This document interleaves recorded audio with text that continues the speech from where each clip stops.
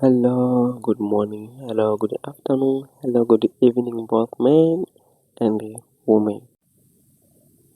Karibu sana kwenye kipindi chetu kifupi cha mahusiano na maisha ya ndoa. Na hii ni KQ Relationship na mimi mtangazaji wako kwa majina ni King Hippopotamus TZ. Nitakuwa nawe mwanzo wa kipindi hichi kifupi mpaka mwisho wa kipindi hichi kifupi cha mahusiano na maisha ya ndoa. Karibu ujifunze, karibu uelimike, karibu uburudike. Asante. Na moja kwa moja twende kwenye mada yetu ya leo ambayo imetufanya sisi tuwepo hapa kujadili kipindi hichi kifupi cha mahusiano na maisha ya ndoa. Naam, leo nimependa kuwaletea mada ambayo inahusisha mgawanyo wa mali au kipato. Mgawanyo wa kipato cha mwanaume au mume na kipato cha mwanamke au mke.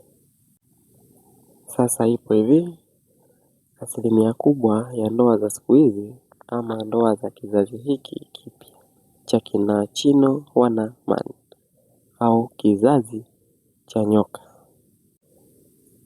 Inamaanisha kwamba ndoa za sasa hivi hazijapoa. Yaani mwanamke anapiga kazi, mwanaume anapiga kazi. Yaani hakuna kulalala. Yaani huyu yuko analeta hiki, huyu yuko analeta hiki huku. Sasa leo ningeomba tujadili kuhusu mgawanyo wa kipato cha mwanamke au mke na kipato cha mwanaume au mume. Kwanza kabisa ningependa kutathmini ndoa za kipindi cha nyuma. Unajua kipindi cha nyuma ilikuwa mtu ambaye anatakiwa kufanya kazi ni mwanaume na mwanamke anakuwa ni mama wa nyumbani.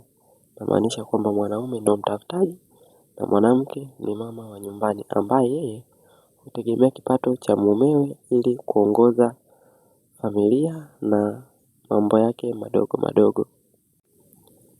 Sasa kipindi cha kina bibi zetu huko zamani na kina mama zetu ambao ni watu wazima sasa walikuwa hawafanyi kazi. Inamaanisha kwamba mwanaume akipata kipato chake ndio kinatumika kuendesha familia. Sasa siku hizi kumekuwa na tabia ya mwanaume anafanya kazi na mwanamke anafanya kazi. Inaenda kupoa. Hivyo basi unakuta mwanaume anaingiza mfano 500,000, mwanamke anaingiza 300,000 au wanaingiza kipato sawa ama mwanamke anamzidi kabisa mumewe. Sasa ningeomba niwakumbushe nyie kina dada ambao mmeolewa na mnafanya kazi na mnaingiza kipato. Ipo hivi, maana halisi ya ndoa ni kusaidizana, yaani kugawana majukumu. Hivyo basi, mwanamke unatakiwa uwe na majukumu yako ya nyumbani kama kupika, kufua na kuangalia watoto.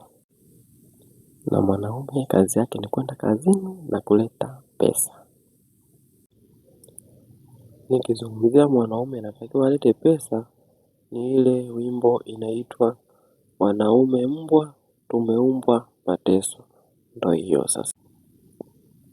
Yaani mwanaume ilikuwa kichwa ni cha moto, muda wote cha moto. Yaani kinacheza cheza tu. Lakini kizazi hiki cha kina Chino Wanaman, kizazi cha kina nani hawa, kina nani hawa, wakina tia hela. Yaani kimebadilika kabisa. Yaani mwanamke anavimba, ana hela. Ndio ipo hivyo. Sasa ningeomba nielezee vizuri, tuendelee na mada yetu.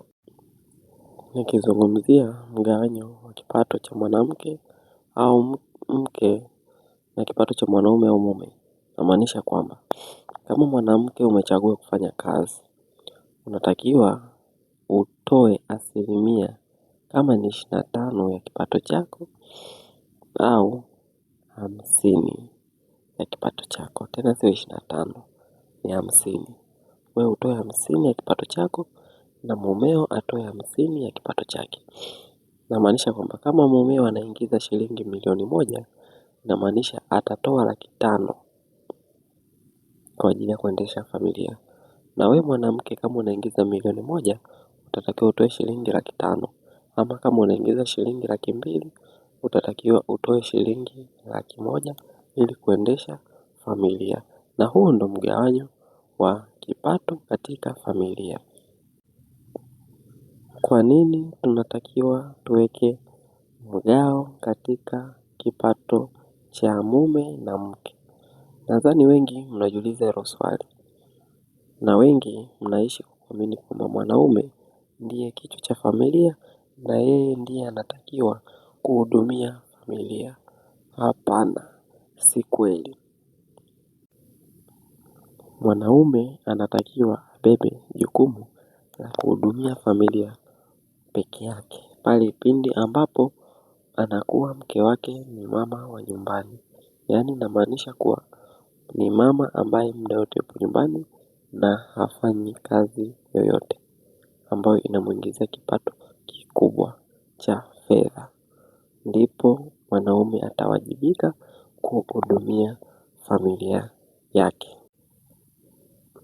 Sasa kama ikitokea mwanamke anafanya kazi na anaingiza kipato kikubwa au anamzidi mume wake, atatakiwa awajibike pia kuhudumia familia.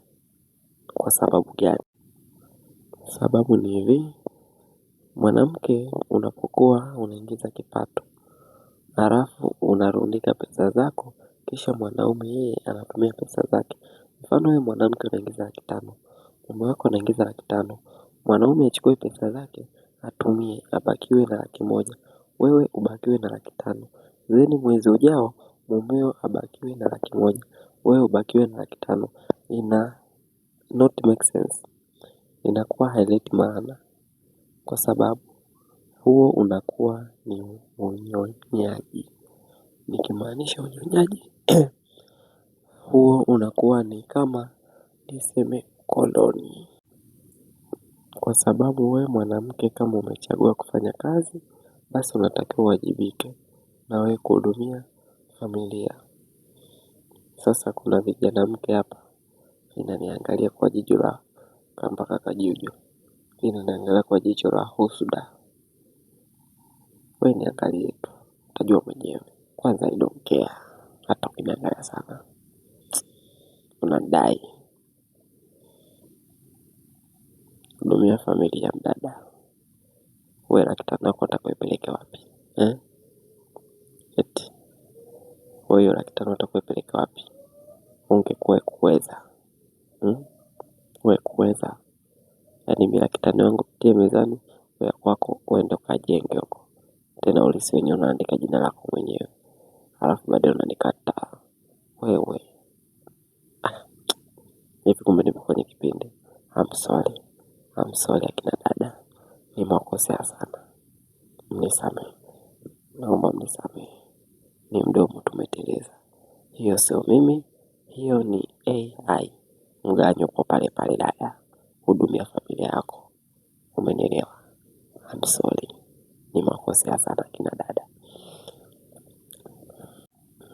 Tumefikia mwisho wa kipindi chetu hichi kifupi cha mahusiano na maisha ya ndoa. Naona mmetumbulia mijicho tu. Sitaki mniangalie bwana. Kipindi chetu kimeishia hapo. Ningeomba kama unatazama kupitia Instagram, TikTok, Facebook, unifollow. Na kama unatumia YouTube kunitazama, ningeomba usubscribe channel. Kunako kadude kameandikwa subscribe. Nachora mbaya. Utakufa kifo kibaya wewe. Nakuonea huruma. Jamani, goodbye. Asanteni sana kwa kunisikiliza. Tukutane kwenye kipindi kijacho. Mimi ni King Hippopotamus TV na hii ni KQ Relationship. Hiki ni kipindi chenu pendwa cha mahusiano na maisha ya ndoa. Goodbye. Tukutane tena kwenye kipindi kijacho. Asante kwa kunisikiliza.